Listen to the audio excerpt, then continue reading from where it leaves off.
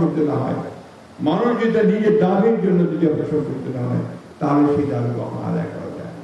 আজকে মৌলানা ভাসানী সেই ফারাক্কা মিছিলের মধ্য দিয়ে সেদিন মানুষগুলোকে সংগঠিত করেছিলেন, যার ফলে শহীদ জনগণের পক্ষে সম্ভব হয়েছিল একটি চুক্তি বাস্তবায়ন করা।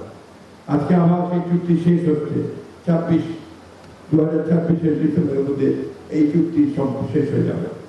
এখন প্রশ্ন এসছে, যে কথা নিষেধ করলেন, যে এই চুক্তি যদি এক্সটেনশন না হয় বা পানি আসার ব্যাপারটা যদি নিশ্চিত না হয়, তাহলে আমরা যে কাজটি এই সরকার করতে যাচ্ছেন, আমি ধন্যবাদ দিই আমাদের প্রধানমন্ত্রী জনাব তারেক রহমান সাহেবকে, যে অত্যন্ত দ্রুততার সঙ্গে তার নির্দেশে আজকে পদ্মা ব্যারেজ আপনারা যাই বলেন সেটা একটা নির্মিত হওয়ার সিদ্ধান্ত ইতিমধ্যে নিয়ে নেওয়া হয়েছে।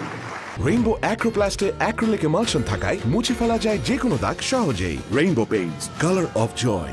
এবং এই সিদ্ধান্তটা আরেকটা ঐতিহাসিক সিদ্ধান্ত, যে সমস্ত ভূকুটিকে উপেক্ষা করে, অর্থাৎ অন্যান্য যে সমস্ত শক্তিগুলো আছে বা দেশগুলো আছে তাদের ভূকুটিকে উপেক্ষা করে কিন্তু এই সিদ্ধান্ত তিনি নিয়েছেন। অর্থাৎ তার দেশপ্রেম এমন এক পর্যায়ে আছে সেই সবগুলোকে তিনি কখনো আমলে নিচ্ছেন না, দেশের জন্য কাজ করছেন। সুধীবৃন্দ, আমরা একটা কথা খুব পরিষ্কার করে জানাতে চাই, জনাব তারেক রহমানের সরকার জনগণের সরকার।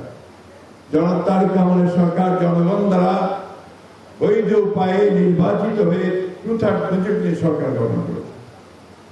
আজকে এই সরকারের বিরুদ্ধে কিছু কিছু শক্তি তারা কিছু অপপ্রচার চালাচ্ছে।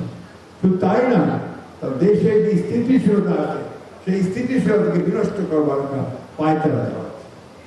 এই সম্পর্কে আমাদের বাংলাদেশের স্বাধীনতা বিশ্বাস করি, গণতন্ত্রে বিশ্বাস করি, তাদেরকে আমাদেরকে অনেক বেশি সজাগ হতে হবে, এবং শুধু সজাগ নয়, আমাদেরকে সংগঠিত হতে হবে, যাতে কোনো রকম চক্রান্ত আমাদের জনগণের আশঙ্কা পরিপূর্ণ করবার জন্য যে সরকার যা রয়েছে তাকে স্থিতিশীলতা বিনষ্ট করতে না পারে।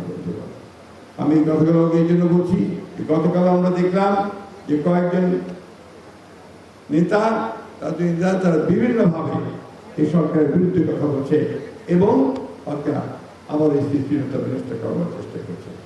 আমরা আজকে এই আলোচনা সভার মধ্য দিয়ে এই স্পষ্ট কথা বলতে চাই সকলকে, যে বাংলাদেশের জনগণ যারা বুকে রক্ত দিয়ে যারা গণতন্ত্রকে অর্জন করেছে, তারা কখনোই কোনোভাবেই কোনো রকম চক্রান্ত ষড়যন্ত্রকে এখানে মাথা তুলে দাঁড়াতে দেবে না। একই সঙ্গে আজকে আমরা ভারতের সরকারের কাছে স্পষ্ট বার্তা জানাতে চাই এই আলোচনা সভার মধ্য দিয়ে, যে আলাপ আলোচনার মাধ্যমে অবিলম্বে এই ফারাক্কার যে চুক্তি, সেই চুক্তি বাংলাদেশের জনগণের সঙ্গে আলাপ করবে, তাদের অভিপ্রায় অনুযায়ী, তাদের চাওয়া অনুযায়ী এটাকে সম্পাদন করতে হবে। এটা হচ্ছে খুব পরিষ্কার কথা আমাদের। অন্যথায় যে কথাটা অনেকে বলেছেন, যে ভারতের সঙ্গে যে সুসম্পর্ক স্থাপিত হওয়া সুযোগ এসেছে, সেটা নির্ভর করবে ভারতের এই গঙ্গা চুক্তি বা ফারাক্কা চুক্তি সম্পাদনের উপর। একথা বিশ্বাস করি, সেই আহ্বান আমরা তাদের কাছে জানাই।